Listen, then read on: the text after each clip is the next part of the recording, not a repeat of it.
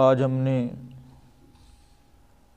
سورہ النساء سے آیت نمبر 36 کی تلاوت کی ہے۔ دعا ہے اللہ رب العالمین ہمیں اس آیت مبارکہ کا معنی مفہوم سمجھ کر عمل کی توفیق عطا فرمائے۔ فریقین میں ثالثی اس کا حکم دینے کے بعد ثالثی سے مراد دونوں کے درمیان صلح کرانے کے لیے دونوں طرف سے کچھ منصفین ہوں، وہ ایک بھی ہو سکتا ہے، دونوں طرف سے دو بھی ہو سکتا ہے، اور اس سے زائد بھی ہو سکتے ہیں۔ میاں بیوی کے معاملات کے بعد چونکہ انسان کے اوپر صرف میاں بیوی کے ہی حقوق نہیں ہیں، صرف عائلی زندگی نہیں ہے، بلکہ اس کے لیے ایک روحانی زندگی بھی ہے، اور اس کے ساتھ دیگر جو تعلق دار لوگ ہیں، رشتہ دار ہیں، اقربا ہیں، ان سب کے حقوق و فرائض کا خیال رکھنا بھی اس کی ذمہ داری ہے۔ تو میاں بیوی کے معاملات کے بعد دوسرے جتنے بھی حقدار ہیں ان کے ساتھ حسن سلوک، ان کے ساتھ احسان، اللہ رب العالمین نے اس کی بھی ترغیب دی ہے، اور ساتھ ساتھ اللہ رب العالمین نے اپنے حق کی بات بھی کی ہے۔ اللہ کا حق کیا ہے بندوں کے اوپر، اور بندوں کا حق اللہ پر کیا ہے، یہ انشاءاللہ ہم آج کے اس سبق میں جاننے جا رہے ہیں۔ فرمایا وَاعْبُدُوا اللَّهَ، اور عبادت کرو اللہ کی، وَلَا تُشْرِكُوا، اور مت شریک کرو، شریک بناؤ، بِهِ، اس کے ساتھ، شیئا، کسی کو۔ اللہ کی عبادت کرو اور اس کے ساتھ کسی چیز کو شریک نہ بناؤ۔ وَبِالْوَالِدَيْنِ، اور والدین کے ساتھ، احسانا، حسن سلوک کرو۔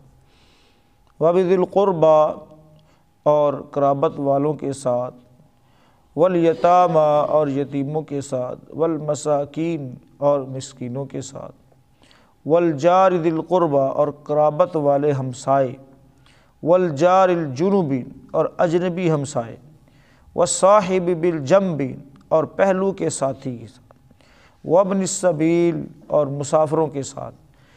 والدین کے ساتھ بھی حسن سلوک کرو، اور قرابت والے مسکین اور قرابت والے ہمسائے، اجنبی ہمسائے، اور پہلو کے ساتھی اور مسافر کے ساتھ، ان سب کے ساتھ بھی احسان کرنا ہے، حسن سلوک کرنا ہے۔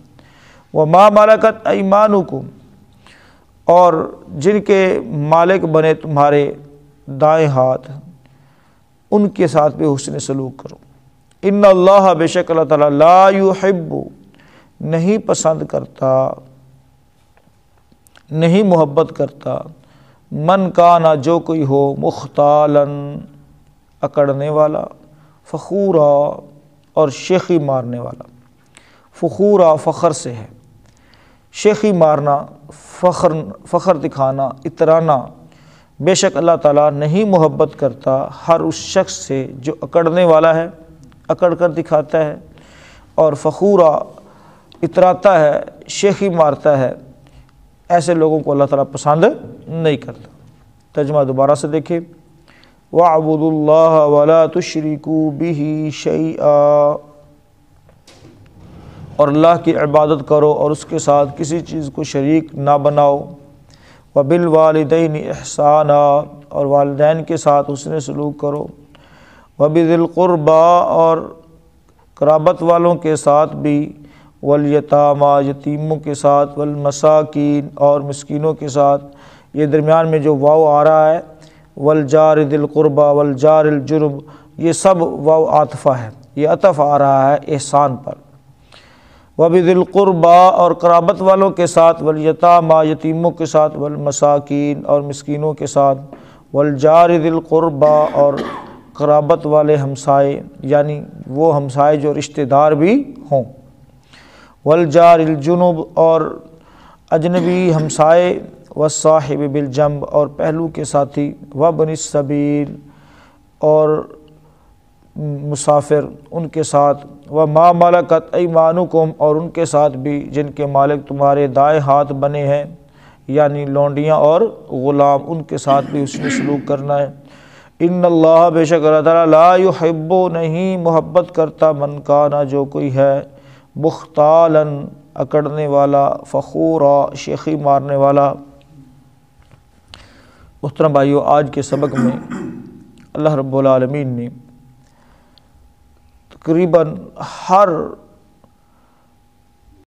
اللہ کی عبادت، کیونکہ ہر کام کی ابتدا اسی چیز سے ہوتی ہے کہ اللہ کی عبادت، اور جہاں تک دوسروں کے حقوق کی بات ہے تو وہ بھی اگر اللہ سے ڈر کے، خوف الہی، خوف خدا رکھ کے ان کو ادا کیا جائے تو وہ بھی گویا عبادت کے زمرے کے اندر ہی آتے ہیں۔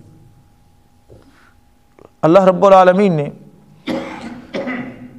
اپنی عبادت کے متعلق لفظ وَاعْبُدُ اللَّهَ، اور اللہ کی عبادت کرو، لفظ عبادت کا جو مادہ ہے وہ ہے عبادہ، عین با دال، اور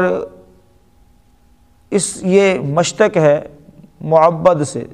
طریق معبد کہا جاتا ہے اس راستے کو جس کے اوپر بار بار چلنے سے پگڈنڈی، ٹریک، آپ نے دیکھا ہوگا کہ اس کے اوپر سے گھاس بھی ختم ہو جاتا ہے، لتھڑا ہوا راستہ، جی، جس کے اوپر چل چل کے اس کو بالکل پریس کر دیا گیا، اس کے اوپر گھاس بھی نہیں اگتی۔ تو ایسے ہی نفس کو اللہ کی عبادت میں اتنا لگانا ہے کہ اس کے اندر خواہشات اور بغاوت کی گھاس نہ اگنے پائے۔ طریق معبد تو یہ ہے اللہ کی عبادت۔ ہم عبادت بھی کر رہے ہوتے ہیں اور ساتھ ساتھ اپنی خواہشات کو بھی پورا کر رہے ہوتے ہیں، اور اللہ کی نافرمانیوں کی طرف بھی دوڑے جا رہے ہوتے ہیں۔ وَاعْبُدُ اللَّهَ، اللہ کی عبادت کرو، اور عبادت کی ہر قسم ہی اللہ کے لیے ہونی چاہیے۔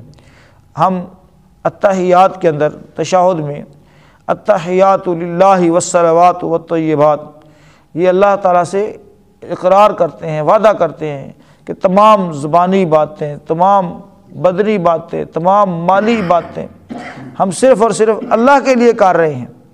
تو عبادت کی ہر قسم کس کے لیے ہونی چاہیے؟ اللہ کے لیے۔ اور دوسرے نمبر پر وَلَا تُشْرِكُوا بِهِ شَيْئًا۔ اب یہاں پر اس جملے کو سمجھنے کی ضرورت ہے کہ عبادت کے ساتھ ساتھ شرک سے بچنا ہے۔ اب کتنے مسلمان ہیں جو نماز تو اللہ کے لیے پڑھتے ہیں، قربانی اللہ کے لیے کرتے ہیں، لیکن ساتھ ساتھ شرک کے اندر بھی مبتلا ہے۔ مثلا کسی بھی درگاہ، دربار، یا محترم بھائیو ولی اللہ کے مزارات، ان کے اوپر بھی جا کر ماتھا ٹیکتے ہیں، وہاں پر نظر و نیاز، چڑھاوا، اور اسی طرح سے بکرے چھترے یہ دینا معمول ہے۔ یعنی کلمہ پڑھنے کے باوجود، اللہ کی عبادت کرنے کے باوجود، اللہ کی عبادت کرنے کے باوجود شرکیہ کام ان کے اندر کیا ہے؟ وہ پائے جاتے ہیں۔ تو اللہ رب العالمین نے یہاں پر عبادت کے ساتھ ساتھ شرک سے کیا کر دیا ہے؟ منع کر دیا ہے۔ اور شرک، اس کی بھی جو اقسام ہیں، اس میں رب تعالیٰ کی ذات میں شریک ٹھہرانا، ذات میں، اب کلمہ پڑھنے والا کوئی بھی ذات کے اندر شریک نہیں ٹھہراتا، وہ کس چیز میں شریک ٹھہراتا ہے؟ اللہ کی صفات میں، کہ جیسے اللہ کی صفت ہے دور نزدیک سے سننا، بیماروں کو شفا دینا، رزق دینا، اولاد دینا، یہ اللہ کی صفات ہے نا۔ اب وہ یہ صفات اللہ کی مخلوق میں ماننا شروع کر دیتا ہے۔ مثلا فلاں جگہ پر فلاں جناب وہاں پر جاؤں گا تو شفا مجھے ملے گی، اس کے تعویذ سے مجھے میرے رزق میں اضافہ ہوگا، میرے ہاں اولاد اگر نہیں ہو رہی تو فلاں جگہ پر حاضری ہوگی تو مجھے اولاد مل جائے گی، فلاں جگہ پر بیری کا درخت ہے اس کو ہلایا جائے گا، پتا گر گیا تو بیٹی ہے، بیر گر گیا تو بیٹا ہے، جب پورا ڈاڑا ہی گر گیا تو پھر کیا کرنا ہے؟ سوچنے کی بات ہے۔ تو محترم بھائیو، اللہ کے لیے اللہ تعالیٰ سے ڈرنا چاہیے ہمیں۔ یہ اللہ کی جو صفات ہیں، ہمیں ان صفات کا جو تقاضا ہے اس کے اندر شرک نہیں کرنا چاہیے۔ تو اللہ کی ذات میں مسلمان شرک نہیں کرتے، لیکن اللہ کی صفات کے اندر جو ہے شرک کے اندر بچہ مسلمانوں کا کسی نہ کسی طور پر مبتلا ہے۔ اور تیسرے نمبر پر محترم بھائیو، وہ ہے صفات کے جو تقاضے ہیں ان کے اندر شرک کرنا، ذات میں شرک، صفات میں شرک، اور صفات کے تقاضوں کے اندر شرک۔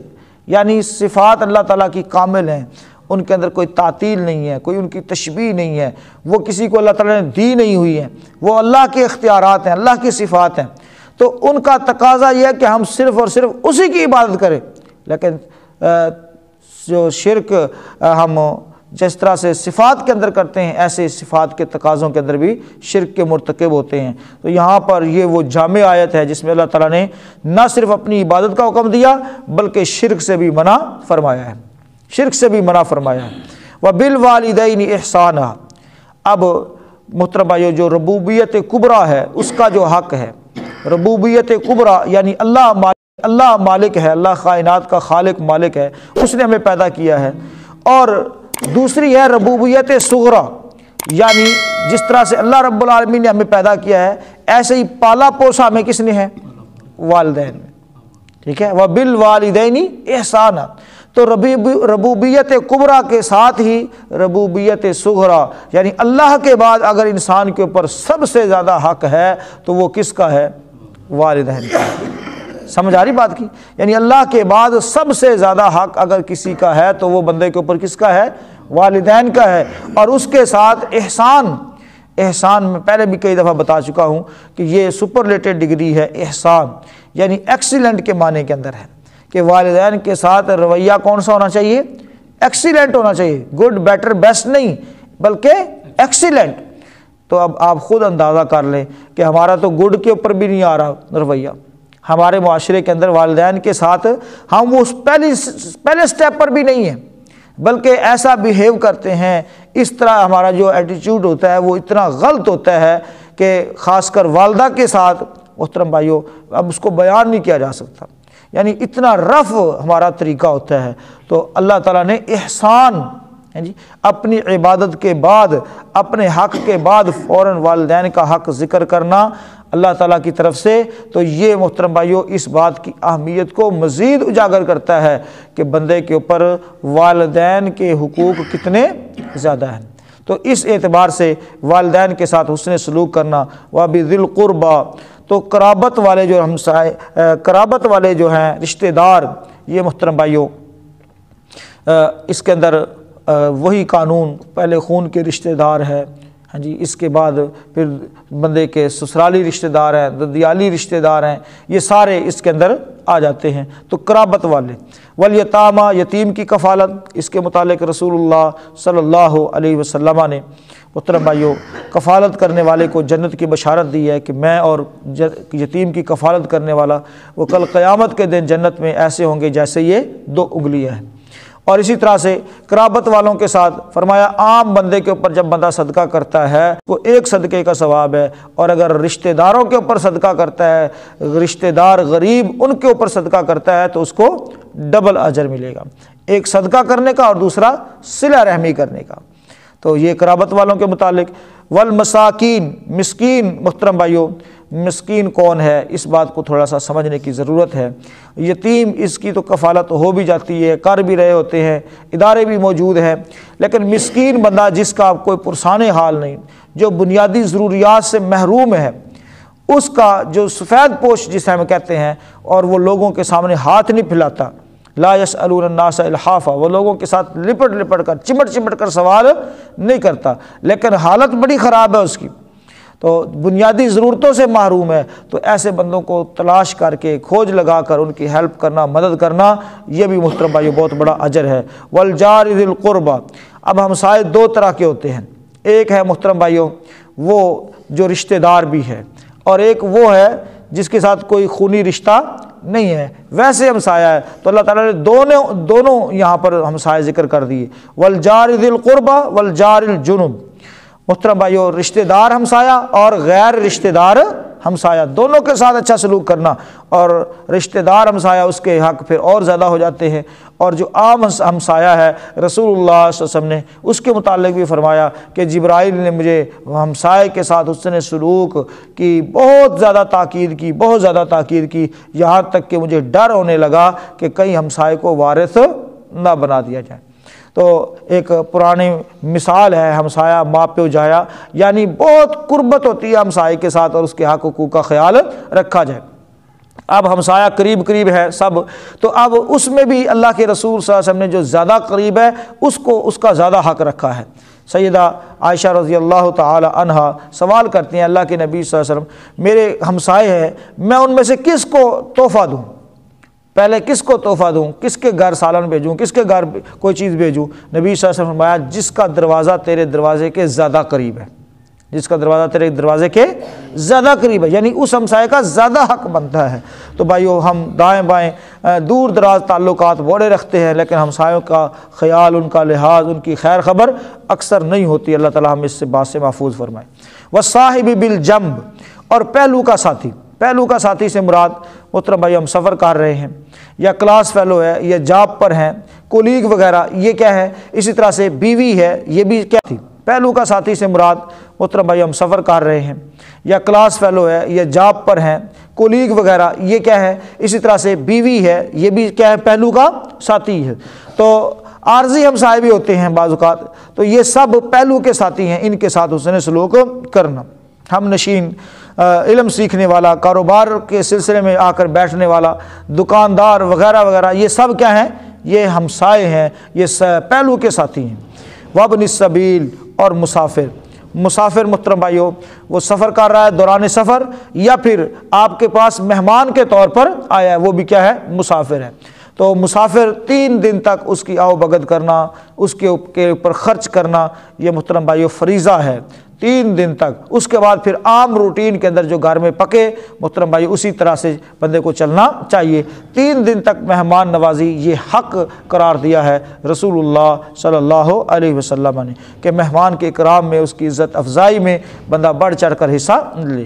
وما ملکت ایمانکم، یہ بھی آپ کو معلوم ہے، اس کے اوپر بڑی ڈیبیٹ ہو چکی ہے کہ جو لونڈیاں غلام ان کے حق کیا ہے، اور اسی طرح سے لونڈیوں کے ساتھ نکاح کا جو معاملہ ہے وہ بھی ہم نے دیکھ لیا۔